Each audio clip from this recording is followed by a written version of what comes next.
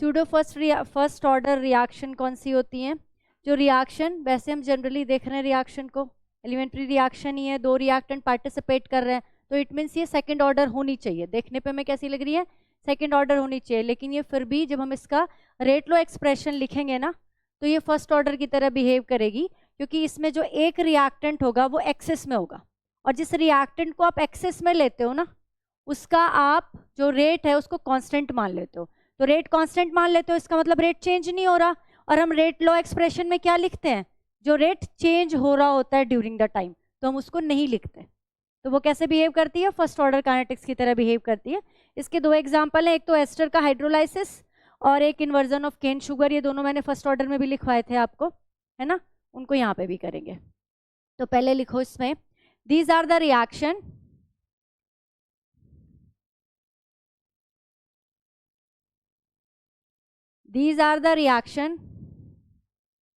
that appear to be second order in nature.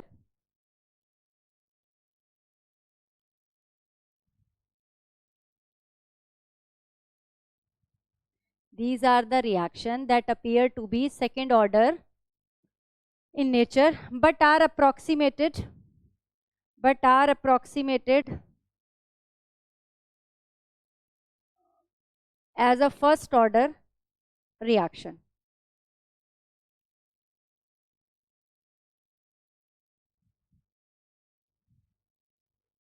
As first order reaction due to presence of one reactant in excess. Due to presence of one reactant in large excess, लिख लो, ठीक है। जैसे कि एक ये reaction हो रही है, A प्लस बी रिएक्ट करके C प्लस डी बना रहा है। यहाँ पे दो रिएक्टेंट पार्टिसिपेट कर रहे हैं। मान लो जो B है वो एक्सिस में है, तो जो रेट ऑफ रिएक्शन है वो केवल A के चेंज इन कॉन्सेंट्रेशन पर डिपेंड करेगा, इसीलिए ये कैसे बिहेव करेगी? फर्स्ट ऑर्डर काइनेटिक्स की तरह बिहेव करेगी, ठीक है। देखिए, the reaction is depend upon the concentration of both A and B. The reaction is depend on the concentration of both A and B, but one of the component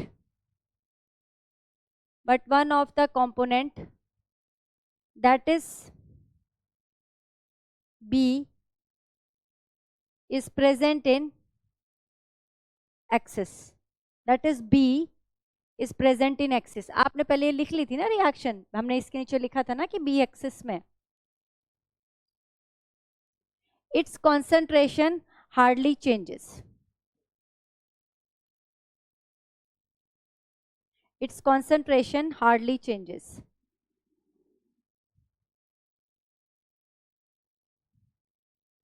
Thus, reaction is considered to be pseudo first order reaction.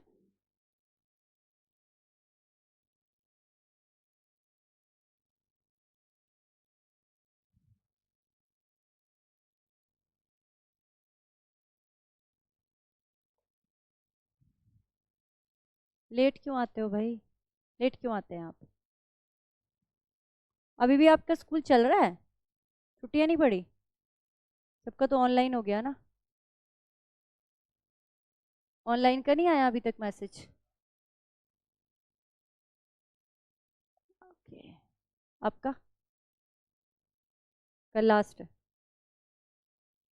चलो लिखो आगे। Pseudo first order kinetics कर रहे हैं, बता दो इसमें से इसको कितना जगह छोड़नी है। एग्जाम्पल लिखे, hydrolysis of ethyl acetate. Hydrolysis of ethyl acetate. तो इथाइल एसीटेट कौन होता है? CH3COO C2H5। जब इसका हाइड्रोलाइसिस करते हैं तो ये क्या बना लेगा? एसिड अपने पेरेंट में कन्वर्ट हो जाएगा ना, जो उसके पेरेंट कंपोनेंट थे, और alcohol.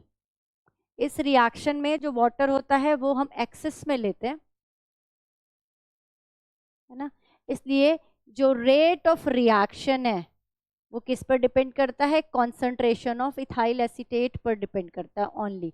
That's why it is pseudo first order kinetics, है ना। This reaction follows pseudo first order kinetics. लिख लिया आपने ये लिख लिया यहाँ तक? हाथ हटाना जरा कॉपी में से।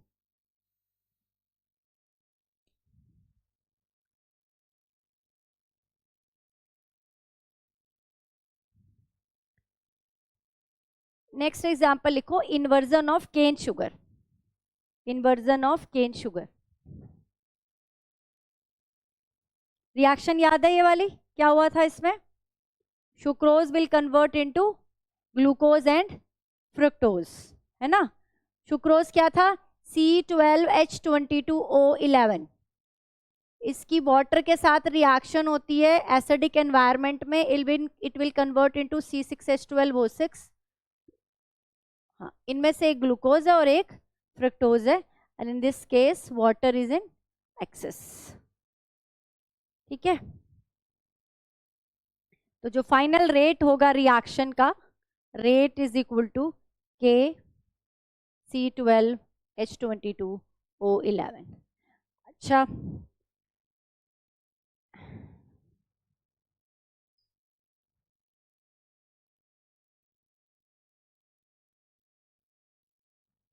इसमें एक चीज और है।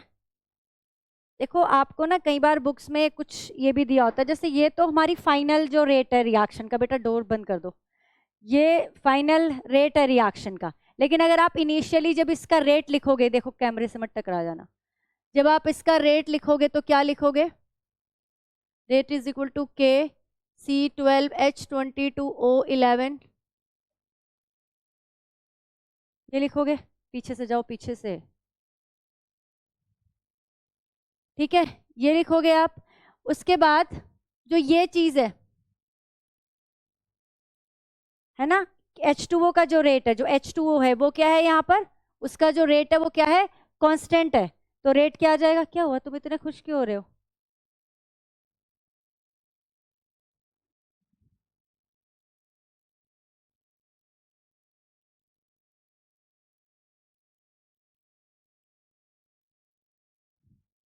जो रेट है वो सिर्फ किस पर डिपेंड करेगा? केवल केन शुगर के कॉन्सेंट्रेशन पर डिपेंड करेगा। सॉरी, के डैश यहाँ आएगा, ठीक है, के डैश यहाँ आएगा। ये इनिशियल हमने माना कि ये होना चाहिए, लेकिन ये नहीं होता। इसका जो रेट है वो किस पर डिपेंड करता है? केवल शुगर के चेंज इन कॉन्सेंट्रेशन पर डिपेंड करता है। और वाटर का वेयर के इज इक्वल टू क्या होगा? के डैश H2O। समझ आ गया? के डैश H2O क्या है? के है, हमने यहाँ पे के रख दिया, तो ये हमारा आ गया। ये मैंने आपको क्यों बताया? फाइनली वैसे तो सिर्फ इसी पर डिपेंड करता है, लेकिन कई बार क्वेश्चंस में आपको इसकी वैल्यू दे देता है, वो आपको यहाँ पुट करनी होती है। बोर्ड में तो नहीं, बट आपको ये चीज़ भी पता होनी चाहिए कि ये कहाँ से आया के डैश। ठीक है, यहाँ तक हो गया। इसी तरह आप इथाइल एसीटेट में भी कर सकते हो, है ना, same as in ethyl acetate. तो ये हुआ स्यूडो फर्स्ट ऑर्डर काइनेटिक्स। पीछे ना मॉलिक्यूलैरिटी छूट गया था, मॉलिक्यूलैरिटी और ऑर्डर में डिफरेंस रह गया था, तो पहले वो कर लेते हैं।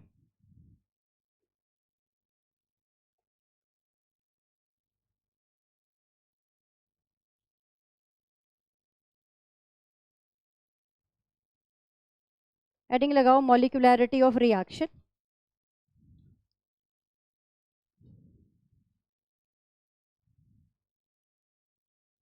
ऑर्डर हम कर चुके हैं, मॉलिक्यूलैरिटी रह गया था। मॉलिक्यूलैरिटी हेडिंग डालो। मैंने आपको एलिमेंट्री और कॉम्प्लेक्स रिएक्शन बताई थी क्या होती है ना, क्या होती है एलिमेंट्री रिएक्शन, कॉम्प्लेक्स रिएक्शन?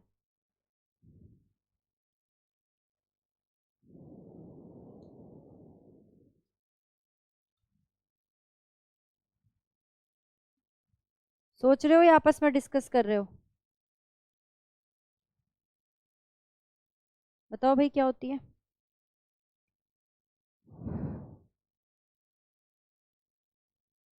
कोई अपनी कॉपी में देखने लगा है, कोई टेढ़ा होके जमीन में देखने लगा है। नोटबुक में से देख के बता देते इतनी देर में तो।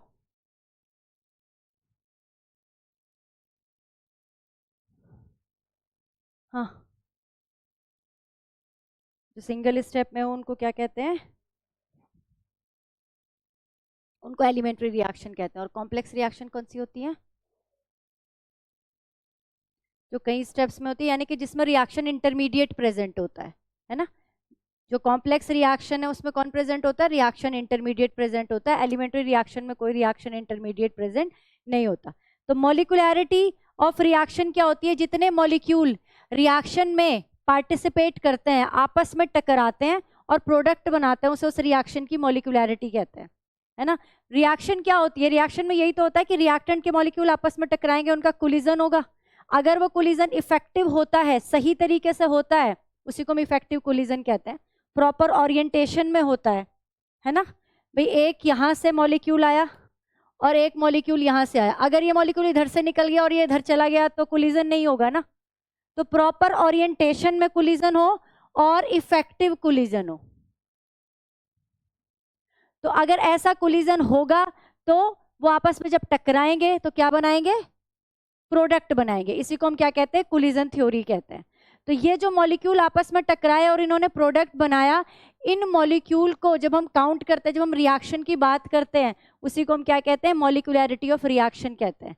लिखो, the number of reacting species, the number of reacting species. ये रिएक्टिंग स्पीसीज क्या होंगी? एटम भी हो सकते हैं, आयंस भी हो सकते हैं, मॉलिक्यूल भी हो सकते हैं। तो the number of reacting species, bracket में लिख लेना एटम्स, आयंस और मॉलिक्यूल्स,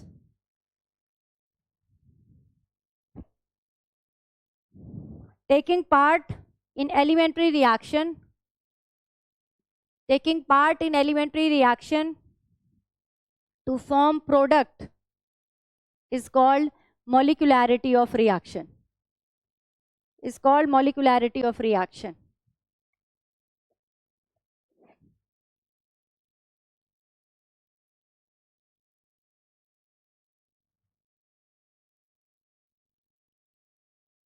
अगर रिएक्शन की मॉलिक्यूलैरिटी 1 है, it means it is unimolecular reaction. 2 है तो बाईमॉलिक्यूलर रिएक्शन। जैसे Br2 है, ये टूट गया 2 Br में, है ना।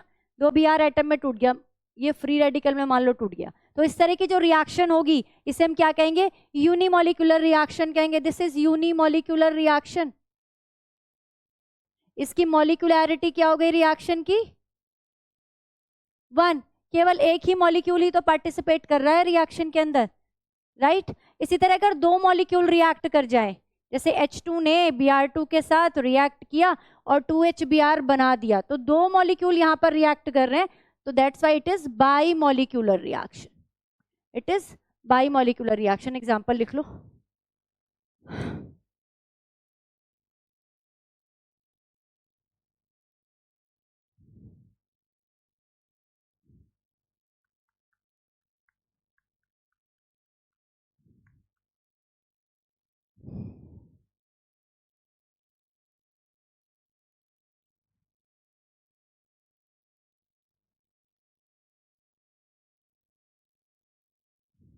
मैंने ये लाइन लिखवाई थी ना कि taking part in elementary reaction, उसी को मॉलिक्यूलैरिटी कह रहे हैं, है ना। उसको अंडरलाइन कर लेना।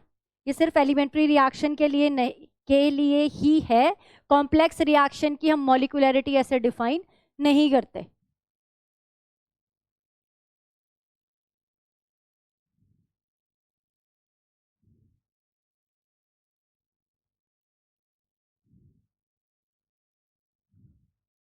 कोई रिएक्शन लिखी मैंने, A plus B gives C, और यहां लिखा elementary reaction. It is an elementary reaction. आपसे पूछा इसकी मॉलिक्यूलैरिटी बताओ और इसका ऑर्डर बताओ, क्या होगा? अच्छा, इसका वो भी लिखो, RLE भी लिखो।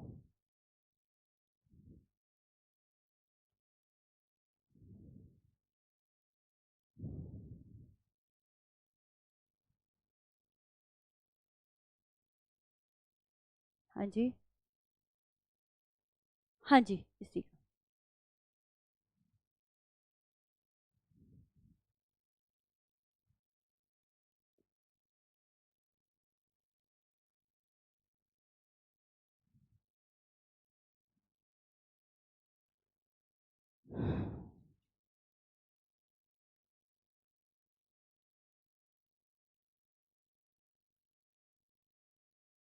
हाँ जी, मॉलिक्यूलैरिटी कितनी हुई, ऑर्डर कितना हुआ,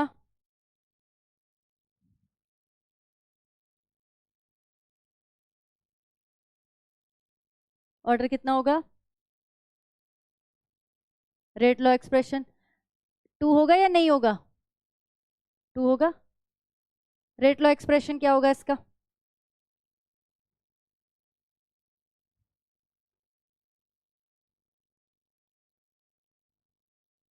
है ना। इसी को जोड़कर आपने क्या बता दिया, इसका ऑर्डर बता दिया कि इसका ऑर्डर क्या है 2। एलिमेंट्री में हम बता सकते हैं। अच्छा, जो मॉलिक्यूलैरिटी होती है एक थियोरेटिकल कॉन्सेप्ट है, तो ये पहला डिफरेंस है ऑर्डर और मॉलिक्यूलैरिटी में।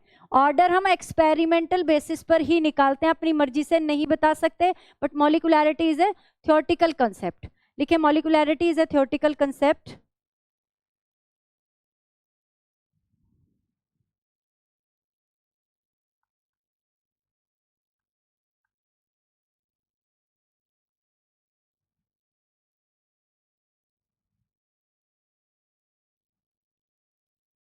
और जो मॉलिक्यूलैरिटी होती है इसको स्टार लगा के करना,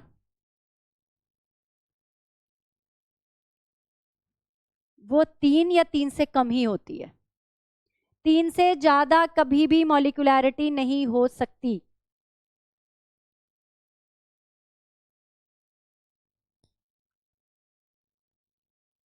ऐसा क्यों होता है, ऐसा क्यों होता है, क्वेश्चन नहीं सुना आपने, क्यों, कान बंद कर लेते हो जब नाखून खाते हो, अरे यहाँ रखा करो ना ध्यान क्लास में, और सारी जगह क्यों चला जाता है आपका ध्यान। ये क्वेश्चन है मेरा, मॉलिक्यूलैरिटी क्यों 3 से कम होती है।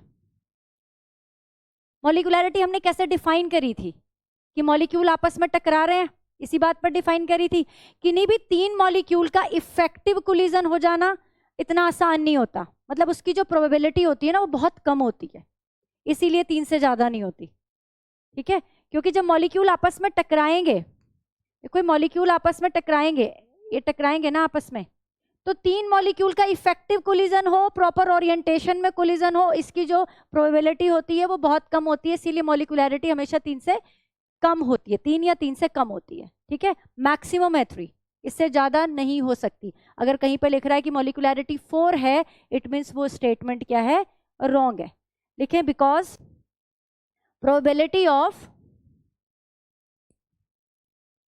probability of simultaneous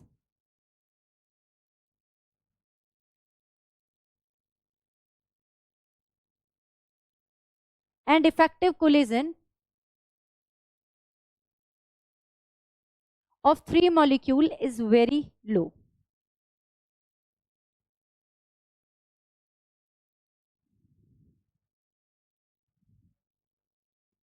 Very low. Hence, higher molecular reaction, hence higher molecularity reaction are rarely observed. Higher molecularity reactions are rarely observed. ठीक है, अब ऑर्डर में और मॉलिक्यूलैरिटी में भी आपसे डिफरेंस पूछता है, एक तरफ ऑर्डर लिख लो, एक तरफ मॉलिक्यूलैरिटी, और आप लोग पहले बताएंगे मुझे डिफरेंस। 2-3 पॉइंट मैं आपको ऑलरेडी बता चुकी हूँ, एक तरफ ऑर्डर लिखो और एक तरफ मॉलिक्यूलैरिटी लिखो, बीच में लाइन लगा लेना।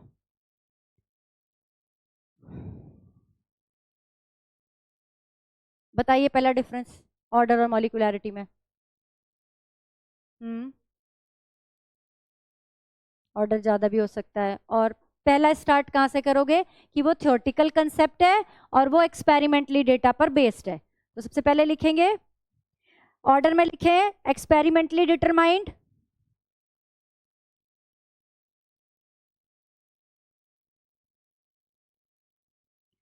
और उधर मॉलिक्यूलैरिटी में क्या लिखेंगे, थ्योरेटिकली डिटरमाइंड। जो ऑर्डर है वो हम elementary as well as complex दोनों रिएक्शंस का निकाल सकते हैं, पर जो मॉलिक्यूलैरिटी है केवल हम एलिमेंट्री का निकालते हैं। तो उधर लिखेंगे defined for elementary as well as complex reaction, लिखो जी ऑर्डर में, defined for elementary as well as complex reaction, और मॉलिक्यूलैरिटी हमने लिखा था कि केवल एलिमेंट्री में हम डिफाइन करते हैं, तो उधर लिखेंगे defined only for elementary reaction. Molecularity में लिखेंगे defined only for elementary reaction.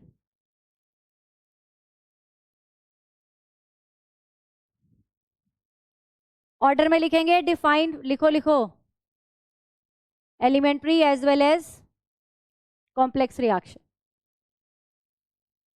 अब ऑर्डर आपको पता है पॉजिटिव भी हो सकता है, नेगेटिव भी हो सकता है, जीरो भी हो सकता है, फ्रैक्शन में भी हो सकता है। क्या मॉलिक्यूलैरिटी जीरो हो सकती है कि कोई मॉलिक्यूल आपस में टकराए ही ना?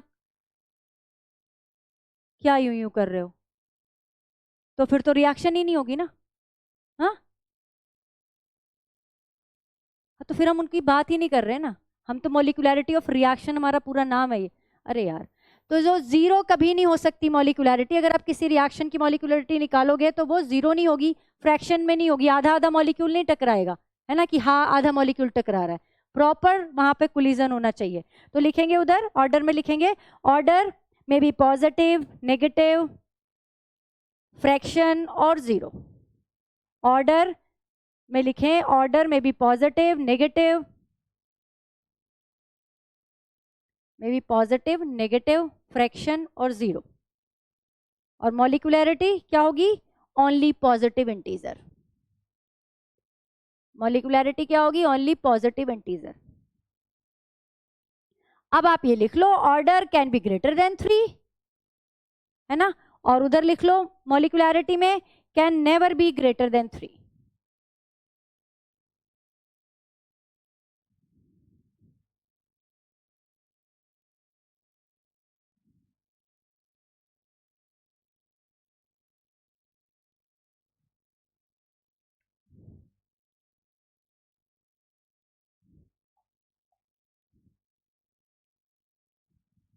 अच्छा, कॉम्प्लेक्स रिएक्शन का हमने कोई एग्जाम्पल नहीं लिखा। एक एग्जाम्पल ना आपकी बुक में दे रखा है, और 2-3 साल पहले एक बार बोर्ड में ना उससे कुछ क्वेश्चन भी पूछा था, थ्योरेटिकली क्वेश्चन आया था। मैं वो मार्क भी करवा दूंगी आपकी एनसीईआरटी में।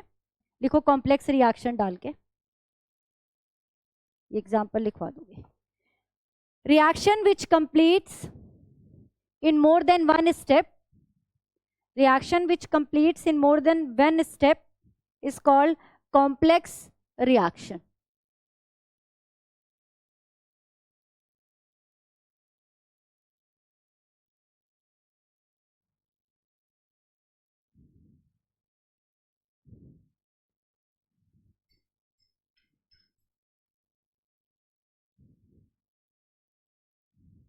इस रिएक्शन में अगर आप देख रहे हो तो इसकी अगर मॉलिक्यूलैरिटी देखकर अगर बतानी हो तो कितनी है? कितनी है इसकी मॉलिक्यूलैरिटी? क्या बेटा? बाई मॉलिक्यूलर नहीं, यहाँ पे 4 मॉलिक्यूल है, यहाँ पे 1 मॉलिक्यूल है, तो 5 हो गई। दैट इज नॉट पॉसिबल, है ना।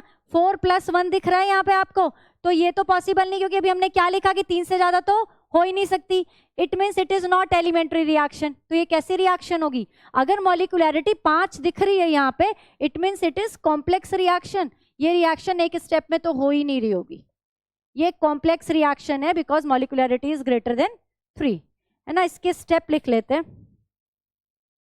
पहला जो इसका स्टेप होगा उसमें जो HBr है वो O2 के साथ रिएक्शन करेगा और HOBr बना देगा। HOOBr बना रहा है। फिर ये HOOBr अगेन रिएक्ट करेगा HBr से और 2HOBr बनेगा। ये याद करने के लिए नहीं लिखवा रही हूं, जस्ट आपको देखकर ये समझ आए कि कॉम्प्लेक्स रिएक्शन कैसी होती है। आपको ये याद नहीं करने स्टेप, ऑर्गेनिक में करेंगे हम जहां हमें कुछ याद करना होगा, ठीक है। इस रिएक्शन को ऐड करके देखो जरा, जो आपकी मेन रिएक्शन है वो आती है क्या? ये 3 स्टेप में रिएक्शन हो रही है, इस रिएक्शन को ऐड करो, ये वाली रिएक्शन आ रही है क्या?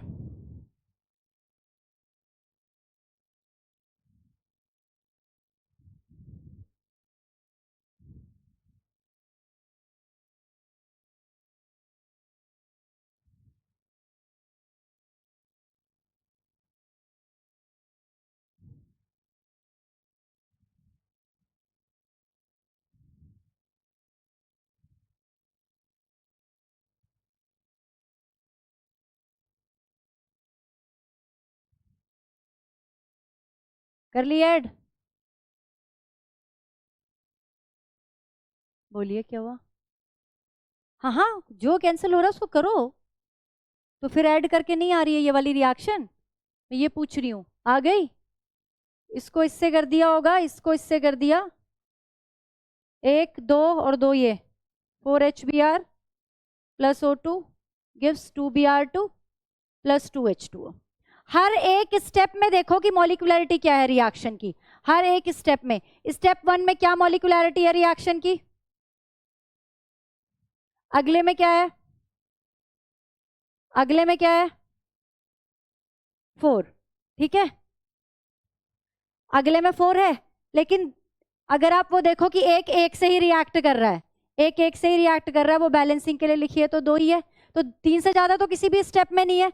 हर एक स्टेप की, हाँ कैसे, तो फिर नहीं हो रहा वो, वैसे तो कुछ नहीं हो रहा, यहीं पे देख ले।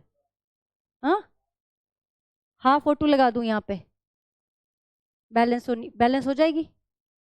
नहीं होगी बैलेंस। अगर आप यहाँ पे देख रहे हो तो हर एक स्टेप पे 2 2 मॉलिक्यूलरिटी आ रही है, तो 3 से ज्यादा तो नहीं आ रही। या तो आप हर एक स्टेप की मॉलिक्यूलरिटी बताओगे, क्योंकि हर एक स्टेप एक सिंगल स्टेप है, वो एक एलिमेंट्री की तरह बिहेव कर रहा है। लेकिन जब टोटल रिएक्शन की बात कर रहा है तो आप इसकी मॉलिक्यूलरिटी यहाँ पे नहीं बता सकते, because it is a complex reaction. जब हम इसका रेट लॉ एक्सप्रेशन लिखेंगे उसमें हम इंटरमीडिएट को इंक्लूड नहीं करेंगे। तो अब मुझे बताओ रिएक्शंस को देख के कि इनमें से रिएक्शन इंटरमीडिएट कौन है। ये जो आपने रिएक्शन लिखी इसमें रिएक्शन इंटरमीडिएट कौन है? रिएक्शन इंटरमीडिएट वो होता है कि जो रिएक्शन के बीच में बनता है लेकिन प्रोडक्ट में आपको दिखाई नहीं देता, ना रिएक्टेंट में दिखाई देता है ना प्रोडक्ट में दिखाई देता है। तो 2 है यहाँ पे, इंटरमीडिएट करके लिख लेना बेटा। हाँ, 2 इंटरमीडिएट है, HOOBr भी इंटरमीडिएट है, जिनको आपने क्या कर दिया था, कैंसिल कर दिया था। ये दोनों क्या है, रिएक्शन इंटरमीडिएट है।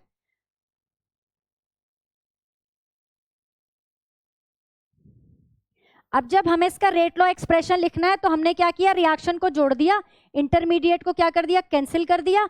अब हम इसका रेट लॉ एक्सप्रेशन लिख सकते हैं, अब इसका रेट लॉ एक्सप्रेशन लिख सकते हो।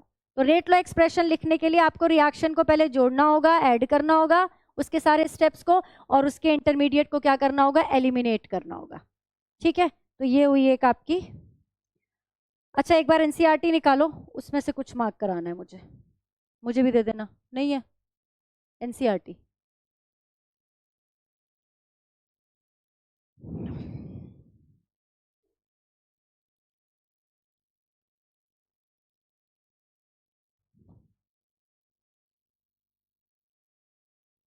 दूंगी नहीं वापस।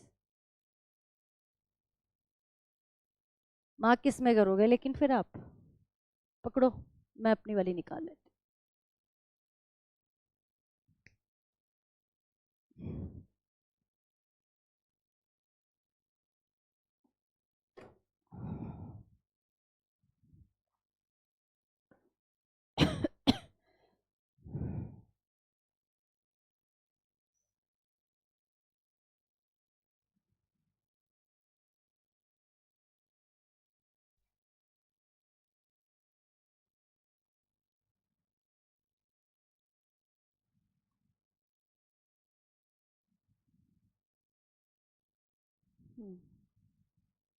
मेरे में तो पेज नंबर 102 है जहाँ पे इंटीग्रेटेड रेट इक्वेशन हेडिंग दे रखा है ना, जहाँ पे मॉलिक्यूलरिटी ऑफ रिएक्शन हेडिंग दिया हुआ है, मिला मॉलिक्यूलरिटी ऑफ रिएक्शन ऑर्डर के बाद?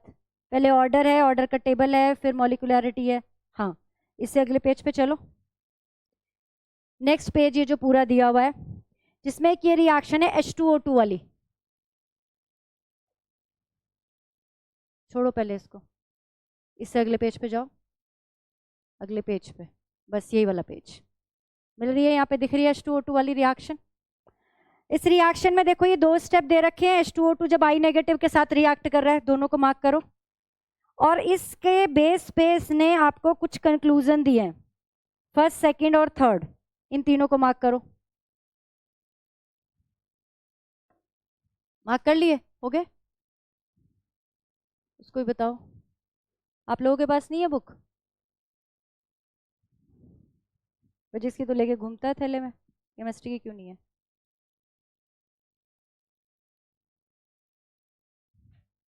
मिल गया? इसको मार्क करो। और ये तीनों जो पॉइंट है ना बेटा, ये इंपॉर्टेंट है।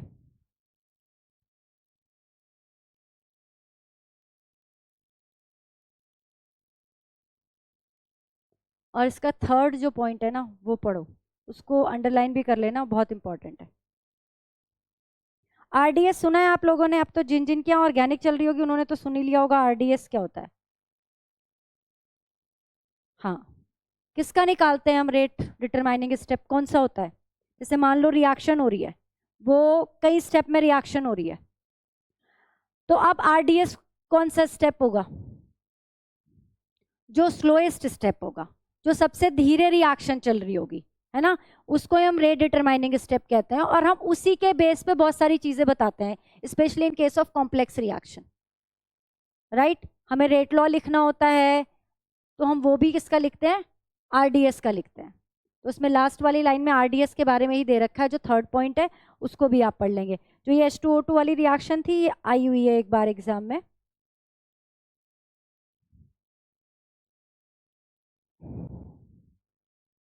चलो अब लिखो, हमने ऑर्डर की जब बात की थी तो हमने कहा था कि ऑर्डर हम कैसे निकालते हैं रिएक्शन का? एक्सपेरिमेंटल बेसिस पे निकालते हैं। तो उसके हमारे पास 3-4 मेथड हैं।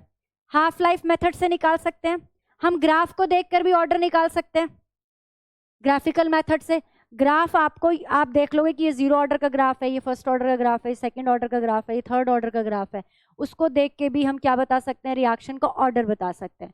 एक इनिशियल रेट मेथड मैंने आपको बताया था जिसपे आपने न्यूमेरिकल किए थे, 3 इक्वेशन बना ली, 2 इक्वेशन बना ली, एक्स और वाई की वैल्यू निकाल दी, ठीक है। एक वो मेथड होता है ऑर्डर निकालने का। तो हेडिंग लगाओ, methods to determine order of reaction.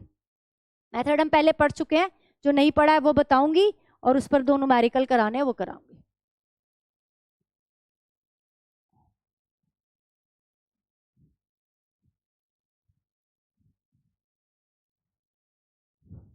Methods to determine order of reaction. तो एक है हाफ लाइफ मेथड, पहला है हाफ लाइफ मेथड से हम निकाल सकते हैं।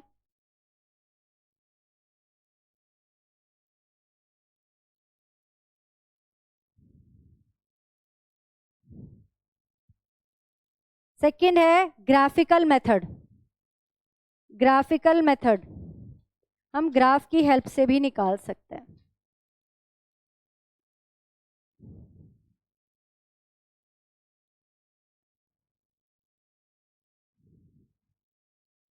देख लिया ग्राफिकल मेथड।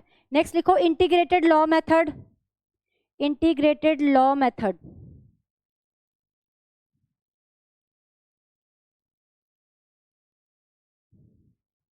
और फोर्थ है हमारा इनिशियल रेट मेथड। अब इनमें से बताओ कौन कौन सा किया हुआ है आपने? हाँ, इनिशियल रेट किया हुआ है, इंटीग्रेटेड लॉ भी तो किया हुआ है, सबकी इंटीग्रेटेड रिएक्शन 0 और फर्स्ट की करी है ना, इंटीग्रेटेड लॉ भी किया हुआ है, ग्राफ भी हमने बनाए थे, है ना। हाफ लाइफ मेथड डालो हेडिंग। बेटा हाफ लाइफ तो निकाली थी, लेकिन एक न्यूमेरिकल कराती हूँ, उस पर एक रिलेशन बताऊंगी, वो नहीं किया था वहां पे। हाफ लाइफ मेथड, अगर 0 ऑर्डर काइनेटिक्स है तो उसकी हाफ लाइफ का क्या फॉर्मूला था? 0 ऑर्डर का, 0 ऑर्डर काइनेटिक्स का हाफ लाइफ था A0/2K। मतलब उस पर डिपेंड करता है, इनिशियल कॉन्सेंट्रेशन पर डिपेंड करता है 0 ऑर्डर का टी हाफ। और फर्स्ट ऑर्डर का हाफ लाइफ क्या था? 0.693/K। इट मीन्स ये इनिशियल कॉन्सेंट्रेशन पर डिपेंड नहीं करता। सेकेंड ऑर्डर का भी लिख लो, टी हाफ होता है इसका 1/K A0, ये भी डिपेंड करता है। सेकेंड ऑर्डर का T half,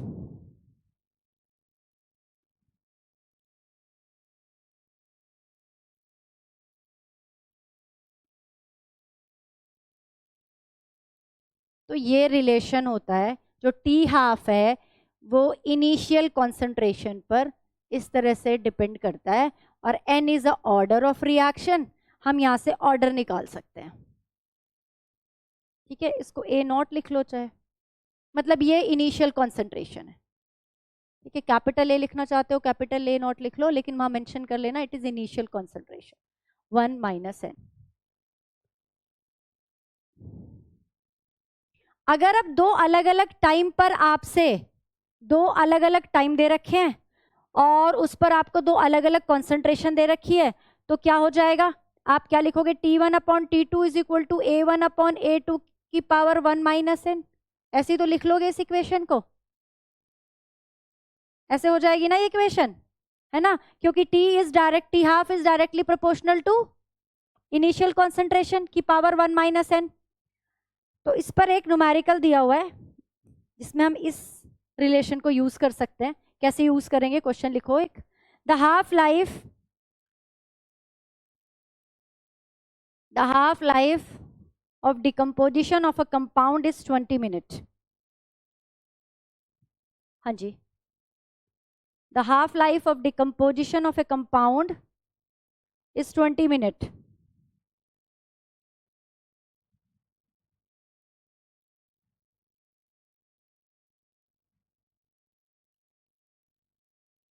when the initial concentration of the compound is double,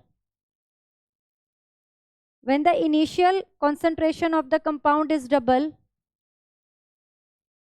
half life reduced to 10। हाँ जी, कहां से पूछना है बताइए? when the initial concentration of the compound is double, half life reduced to 10 minute। 10 minute, पहले भी तो मिनट में दिया था ना मैंने 20 minute. Find the order of reaction, find the order of reaction. जल्दी से ये लगाओ रिलेशन और फटाफट आंसर निकालो।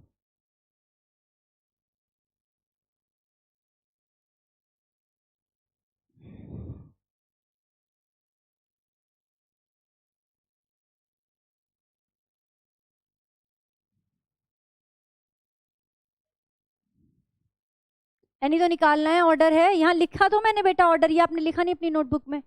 N is order, order of reaction यहीं से निकलेगा। इनिशियल कॉन्सेंट्रेशन ये भी लिखा है मैंने। क्वेश्चन पढ़ो और डिसाइड करो, फिर मैं कराऊंगी अगर नहीं समझ आएगा तो।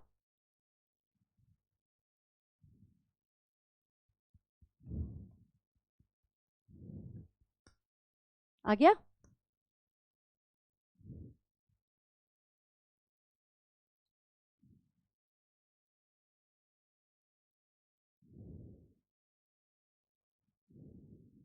हाँ,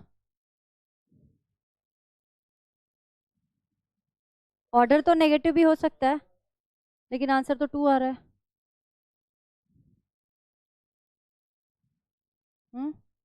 आइए आप कैसे, आइए दिखाइए आप कैसे आया आपका -1 आया आपका, आया आंसर आपका भी -1 आया। कंपेयर किया आपने दोनों को, दोनों साइड को, क्या कंपेयर हुआ आपका?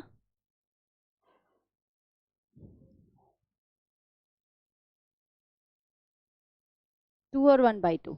हाँ, तो 1/2 के ऊपर क्या है? 1 माइनस एन है। इधर 2 के ऊपर क्या है?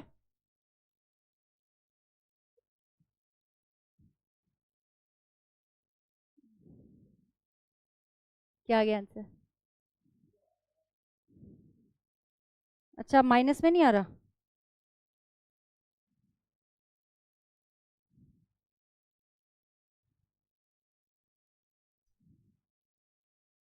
किस किस का 2 आ गया? आ गया सबका, आपका नहीं आया? कंपैरिजन किया आपने 1 माइनस एन और -1 का कंपैरिजन करो बेटा।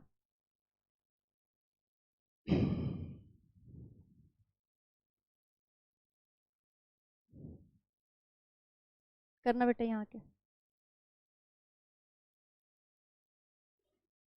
उठाओगे उस पे से बैग? लो मैं उठा लूंगी। पेन भी रखा हुआ है इसी के ऊपर। आउच।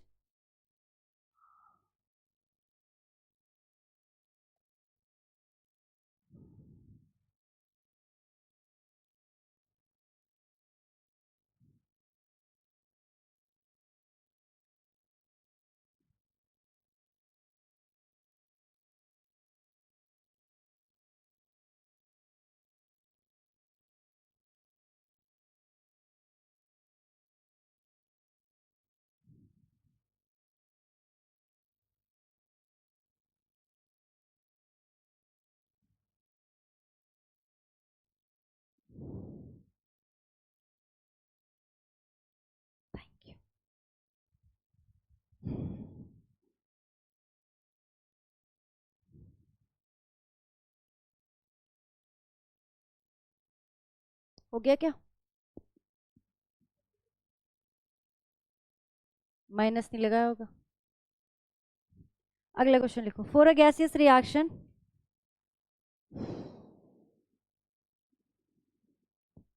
टेबल बनानी पड़ेगी।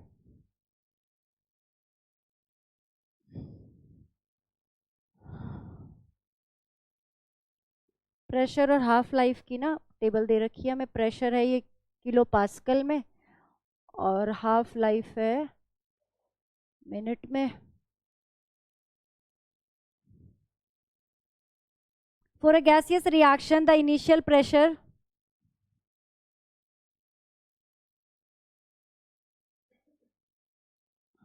इनिशियल प्रेशर दिया हुआ है and corresponding half life data is shown. Order of reaction बताना है।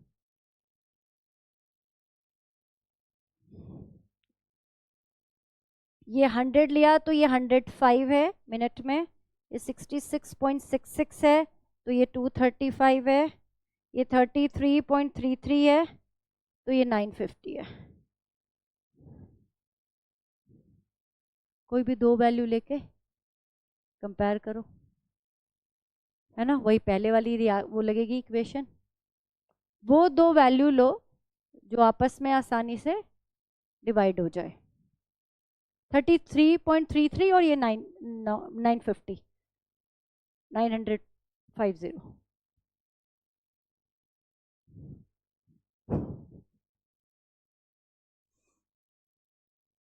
अरे वही जो पहले लगाया है। हाँ जी, पक्का। एक ही जगह उसको पी कर लेना, प्रेशर है अब। वो कॉन्सेंट्रेशन था, ये प्रेशर है। इनिशियल कॉन्सेंट्रेशन की जगह, मतलब हम ये भी तो कह सकते हैं ना, T half is equal to initial pressure 1 minus n. तो प्रेशर है वो बस।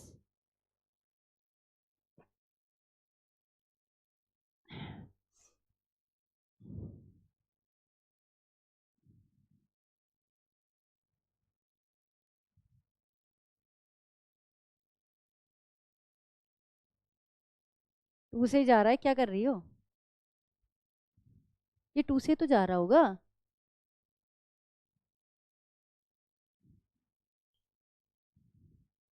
111 11 से डिवाइड कर रही थी इसको।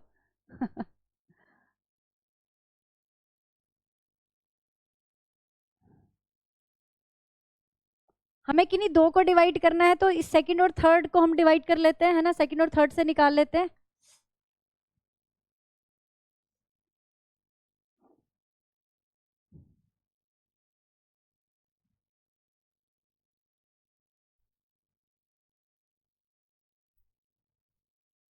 क्या हुआ, हो नहीं रहा?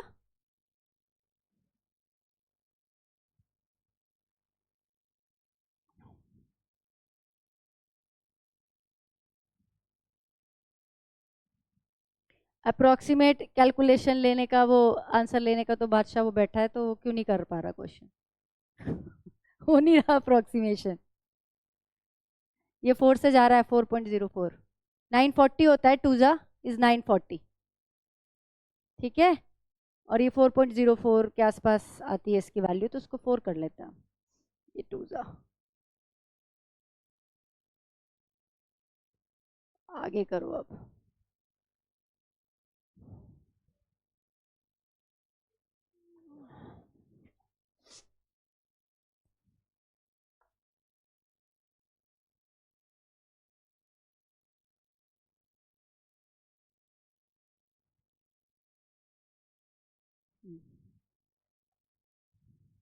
हाँ ठीक है। एन की वैल्यू क्या आई? करेक्ट। एन की वैल्यू क्या आ जाएगी? 3। यस। इसको क्या लिख लोगे? 4 की पावर -1, 2 की पावर।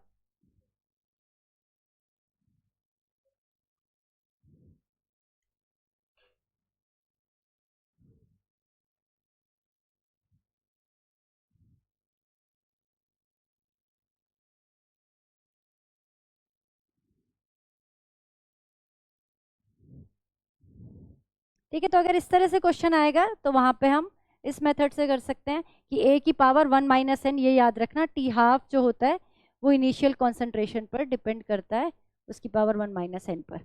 ग्राफिकल मेथड भी यहाँ पे एक बार समराइज कर लेते हैं, ग्राफ बनवा देती हूँ 2-3। ग्राफिकल मेथड हेडिंग डालो। ऑर्डर निकालने का ग्राफिकल मेथड, जीरो ऑर्डर में और फर्स्ट ऑर्डर में रेट और कॉन्सेंट्रेशन और टाइम का ग्राफ क्या आया था, याद है? जीरो ऑर्डर में और फर्स्ट ऑर्डर में एक बार चेक करो क्या बनाया आपने, कॉन्सेंट्रेशन और टाइम का ग्राफ। ये कॉन्सेंट्रेशन और टाइम है और यहाँ पे लॉग कॉन्सेंट्रेशन लिया था, लॉग कॉन्सेंट्रेशन लिया था फर्स्ट ऑर्डर में जब इंटीग्रेटेड इक्वेशन बनाई थी, है ना? दोनों के अंदर नेगेटिव स्लोप आता है, दोनों के अंदर सेम ग्राफ आता है। बस आपने क्या याद रखना है, ये लॉग कॉन्सेंट्रेशन और टाइम के बीच में था और ये सिंपल कॉन्सेंट्रेशन और टाइम के बीच में ग्राफ था। ये जीरो ऑर्डर का ग्राफ है, ये फर्स्ट ऑर्डर का है।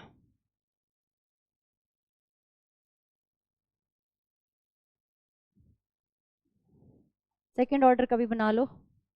सेकेंड ऑर्डर में 1 अपॉन कॉन्सेंट्रेशन और टाइम के बीच में ग्राफ निकालते हैं।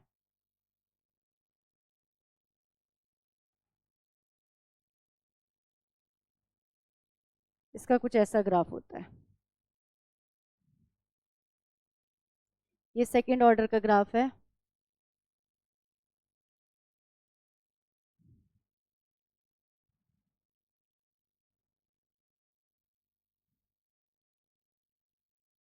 वन अपॉन कॉन्सेंट्रेशन का स्क्वायर और टाइम के बीच में जो ग्राफ आता है ये हम बनाते हैं third order and fourth order के केस में। तो ये फर्स्ट का है, सेकंड का है, ये sorry zero first second third and fourth.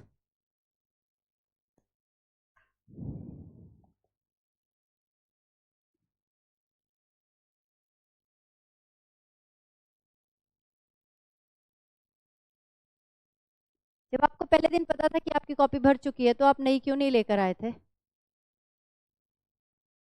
मुझे तो आपको देखते ही याद आ गया था कि आपकी कॉपी तो भरी हुई है, आप कहाँ लिखोगे?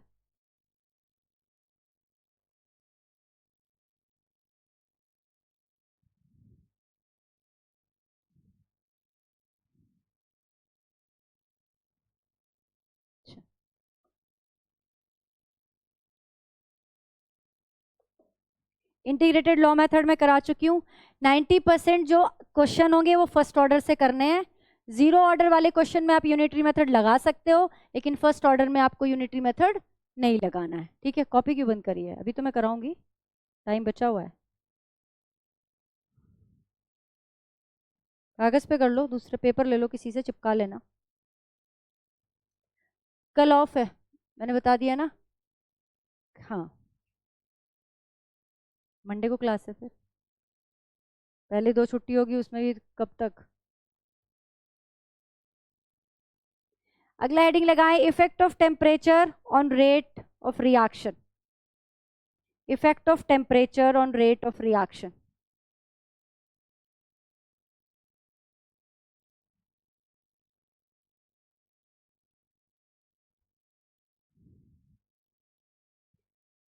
हम जब आर ओ आर पर इफेक्ट देख रहे थे तो हमने रिएक्टेंट की बात की थी, हमने कॉन्सेंट्रेशन की बात की थी, तभी हमने आर एल ई लिखा था।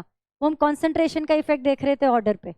अब हम देख रहे हैं टेम्परेचर का इफेक्ट, ठीक है? Effect of temperature on R O R. तो जनरल जब हम बात करते हैं, जब आप टेम्परेचर बढ़ाते हो तो रिएक्शन पर क्या इफेक्ट पड़ता है, आर ओ आर पर क्या इफेक्ट पड़ता है? जब आप टेम्परेचर बढ़ाते हो तो आर ओ आर पर क्या इफेक्ट पड़ता है? रेट ऑफ रिएक्शन क्या हो जाएगा? इंक्रीज हो जाएगा, क्योंकि मॉलिक्यूल्स की काइनेटिक एनर्जी बढ़ जाती है, उनका कोलिजन फास्ट हो जाता है, तो जनरली क्या होता है? रेट ऑफ रिएक्शन इंक्रीज हो जाता है। तो लिखो in most of the reaction, लेकिन सब जगह ऐसा नहीं होता। In most of the reaction on increasing temperature, in most of the reaction on increasing temperature,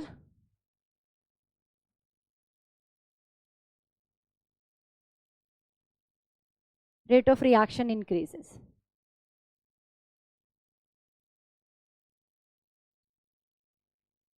rate होता है के कॉन्सेंट्रेशन की पावर ऑर्डर, यही तो RLE लिखते हैं हम, है ना। तो जब रेट बढ़ता है रिएक्शन का तो क्या होता है, रेट कांस्टेंट भी इंक्रीज हो जाता है, के भी इंक्रीज हो जाता है। जैसे जैसे टेम्परेचर बढ़ता है रेट ऑफ रिएक्शन बढ़ता है, देखो रेट कांस्टेंट आल्सो इंक्रीजेस।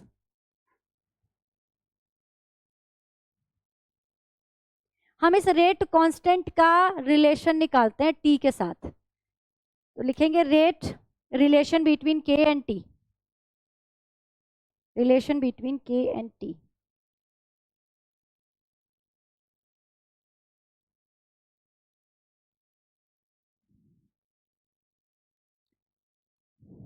दो तरह के डिपेंडेंसी देखते हैं हम टेम्परेचर पर, एक होती है अप्रोक्सीमेट डिपेंडेंसी और एक होती है एक्यूरेट डिपेंडेंसी।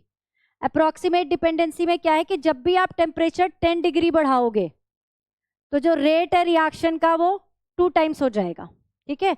अगर आपने 10 डिग्री, मान लो पहले 10 डिग्री टेम्परेचर था, आपने 20 करा तो रेट क्या हो जाएगा, 2x हो जाएगा। अगर पहले x है तो फिर क्या हो जाएगा, 2x हो जाएगा।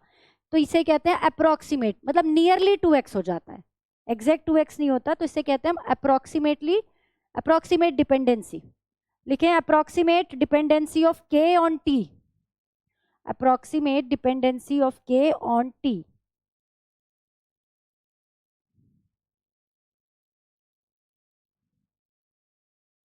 डिपेंडेंसी ऑफ के ऑन टी यानी कि temperature, on temperature, generally on 10 degree centigrade, इसमें लिखो generally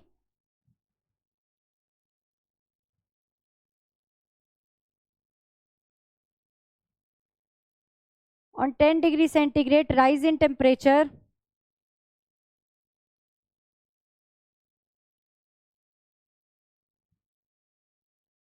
ROR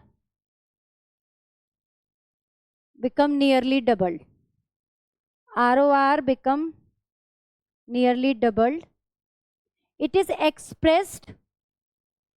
expressed in the term of temperature coefficient,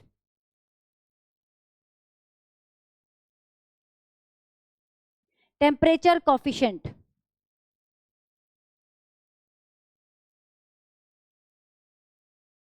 temperature coefficient, ठीक है। तो टेम्परेचर कोफिशिएंट क्या है, इट इज अ रेशो, क्या रेशो है, दो रेट के बीच का रेशो है। तो टेम्परेचर कोफिशिएंट अगर आपको निकालना है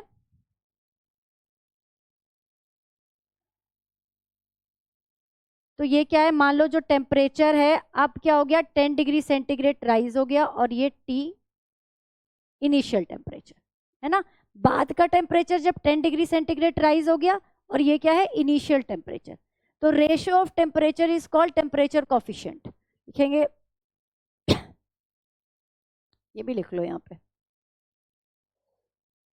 रेट कांस्टेंट एट T+10 और rate constant eight T degree centigrade.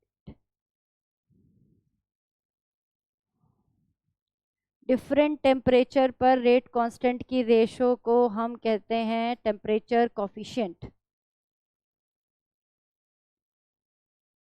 Normally reaction किस टेम्परेचर पर होती है, 25 डिग्री सेंटीग्रेड पर होती है ना। ये टेम्परेचर नियरली क्या होता है, अधिकतर क्या होता है, 25 डिग्री सेंटीग्रेड होता है। हम इसी को हम रूम टेम्परेचर कहते हैं। अगर दिया नहीं हो क्वेश्चन के अंदर आपको कुछ नहीं दे रखा, कोई टेम्परेचर था उसका आपने क्या किया, 10 डिग्री राइज कर दिया, तो इस टेम्परेचर को आप क्या मानोगे, 25 डिग्री सेंटीग्रेड मानोगे, ऑर्डिनरी टेम्परेचर मानोगे। अगर गिवन है तो आप लिखो, नहीं गिवन है तो 25 इसे मान के इसमें 10 जोड़ दो, ऊपर वाला क्या हो जाएगा, 35 हो जाएगा, ठीक है। एक इस पर क्वेश्चन लिखना जरा। और टेम्परेचर कोफिशिएंट की वैल्यू क्या आएगी, लगभग 2 और 3 के बीच में आएगी, डबल हो जाता है ना के, तो 2 और 3 के बीच में आएगी। देखिए for a particular reaction temperature coefficient is 2। लिख लो बेटा, क्वेश्चन लिख लो।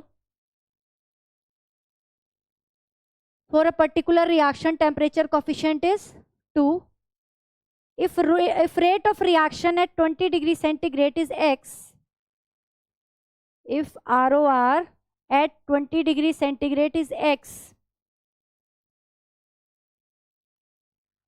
find the rate at 80 degree centigrade.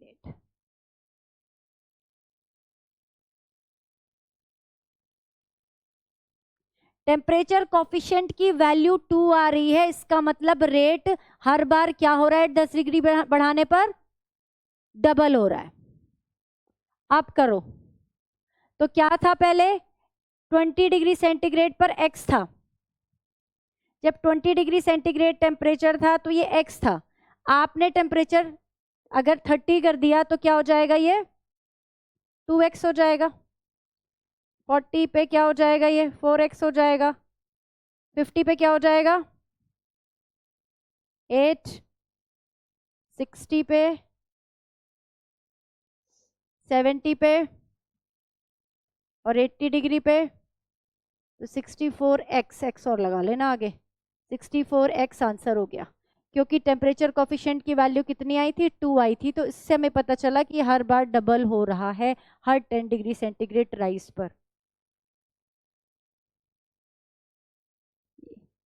ये क्वेश्चन यूनिटरी मेथड या इस तरह से नहीं आएगा, एमसीक्यू में आएगा पक्का. तो कर दियो, यूनिटरी मेथड से मुझे करके दिखाइए जरा. यूनिटरी मेथड से तो नहीं होएगा, ऐसे ही करना पड़ेगा आपको. हाँ, इफ टेम्परेचर यहाँ पे लिखेंगे टेम्परेचर कोफिशिएंट कितना आ रहा है 2 आ रहा है. It means by increasing 10 degree centigrade temperature it will become 2. तो फिर 10 आप हर बार बढ़ाओगे तो ये 2 टाइम्स होता जाएगा. तो 80 पर कितना आ रहा है 64x आ रहा है.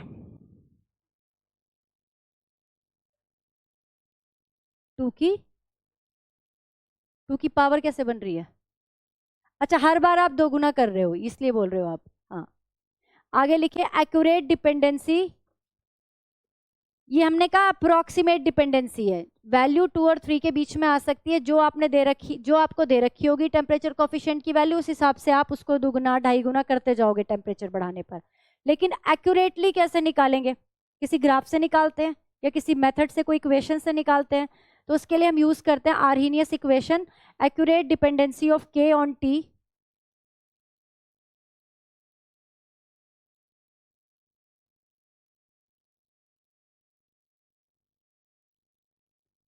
ये आर्हेनियस ने एक इक्वेशन दी,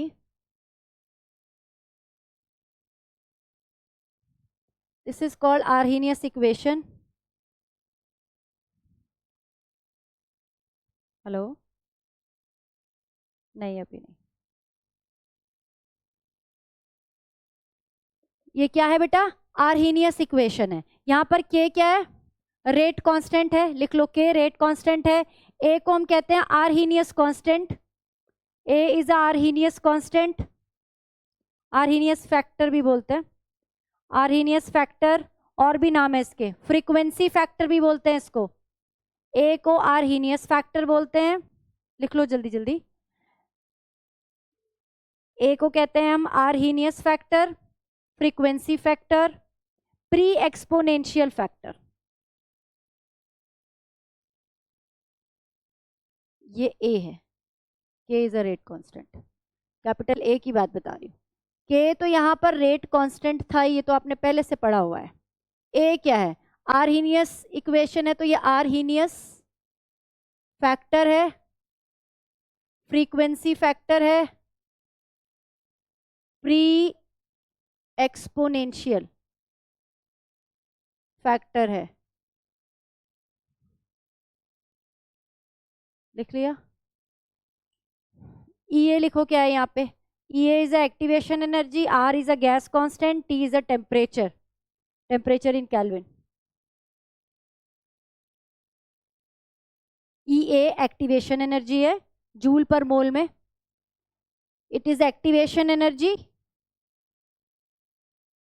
यूनिट क्या है इसकी, जूल पर मोल.